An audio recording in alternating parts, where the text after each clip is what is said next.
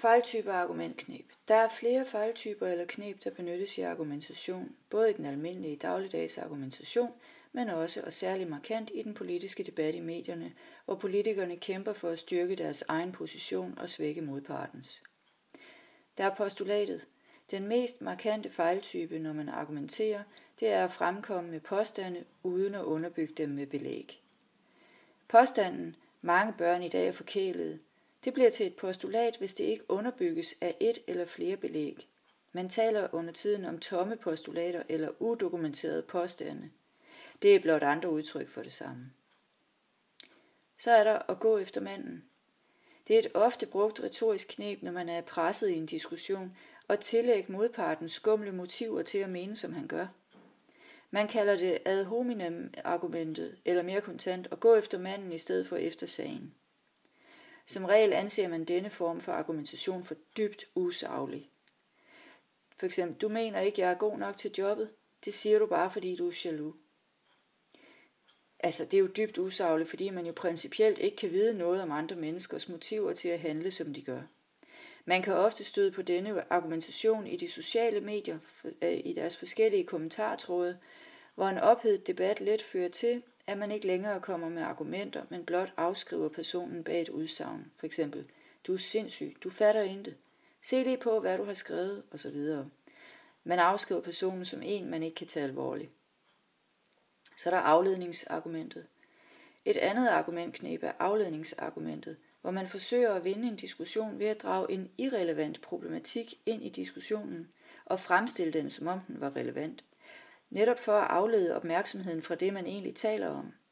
På den måde kan man få held til at dreje diskussionen over på noget andet, end det man i udgangspunktet diskuterede. Så er der glidebaneargumentet. Det er et argumentkneb, hvor man forsøger at overbevise andre om, at en tilstand med nødvendighed vil føre en række andre og stadig mere alvorlige tilstande med sig. Der er tale om et årsagsargument, hvor man ikke i tilstrækkelig grad begrunder sammenhængen mellem de enkelte tilstande.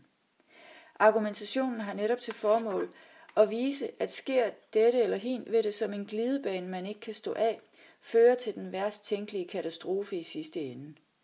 Et eksempel kunne være: hvis vi lovliggør hash, vil flere unge begynde at ryge hash, og snart vil de få lyst til hårdere stoffer, hvilket vil betyde mere kriminalitet, og i sidste ende vil det føre til et utrygt samfund fyldt med kriminelle. Så er der også stråmandsargumentet.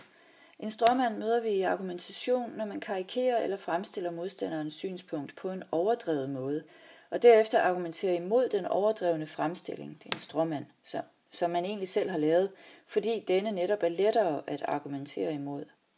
For eksempel, vi må have nogle lempeligere regler med hensyn til familiesammenføring.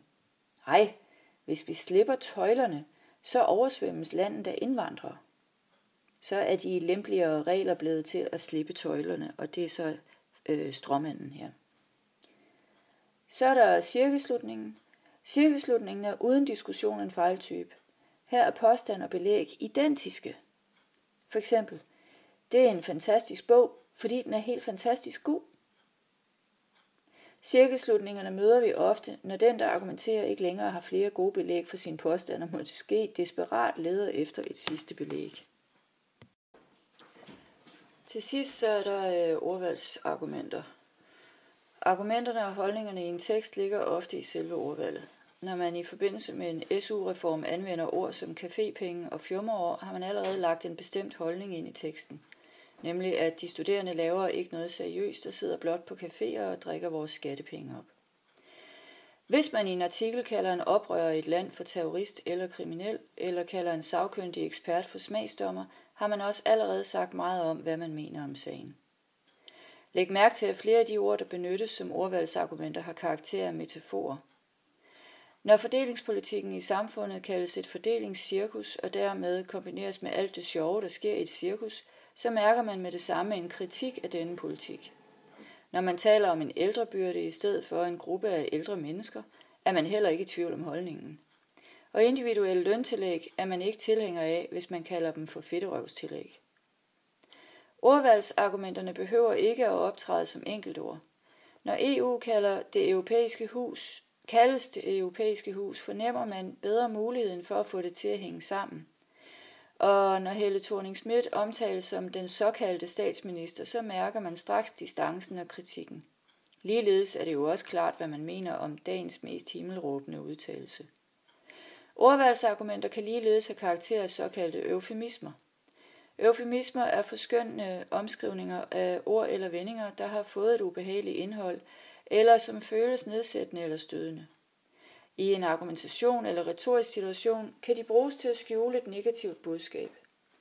Da regeringen i 2010 skulle foretage en række økonomiske indgreb, der reelt betød nedskæringer for store grupper i samfundet, så kaldte den det for en genopretningspakke. I Israel er betegnelsen moderat psykisk pres blevet anvendt om forhørsmetoder. FN har sammenlignet med tortur. Eufemismerne får det, man taler om, til at virke mindre negativt og måske derfor mere acceptabelt. Ordvalgsargumenter i det hele taget i en tekst appellerer ofte til vores følelser, og det er en patosladet tekst. Og de nærmer sig i det værste tilfælde ren manipulation.